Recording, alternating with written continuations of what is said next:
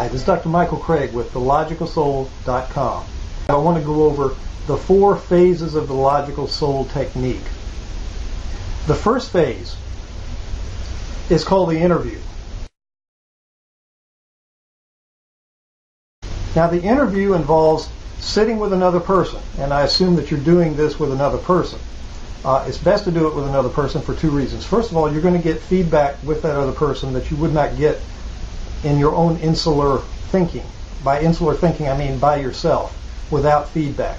Because we tend to sort of have ideas about ourselves and the way we're going, and it's very difficult to see ourselves, quite frankly. So another person can have access to us when we just don't.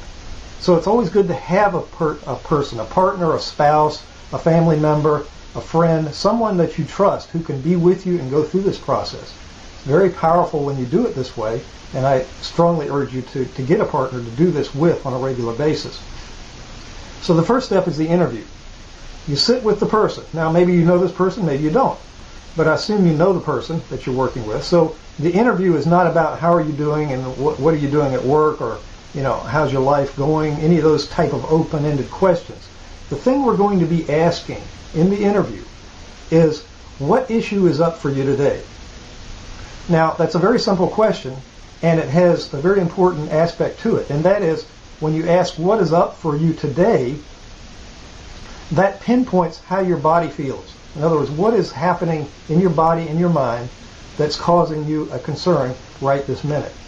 But most people will have some issue at hand. Either it's money, relationships, health, something that's bothering them. And if something is bothering them, then you start asking questions. So the interview essentially uses a Socratic technique. If you're not familiar with that, it's basically teaching by asking questions. In other words, you ask questions. If you're not used to doing that, a really good, helpful technique is to ask 5 whys. I'm concerned about, let's just use an example. I'm concerned about my money. My income is not so good. And the next question would be, well, why do you think that is? And so they might answer, well, my job really is I don't really like my job. It's difficult. The boss is demanding. A lot of things are happening in my life right now. I just don't know what to do with it, and so forth. The third question or the second question in that series might be, well, why do you think that is? And then they might say, well, I don't know. See, this is when you start getting into the I don't knows, because once you start getting into certain depths, the level at which people know their subconscious or know the hidden decisions that they've made become a little more vague as we go along.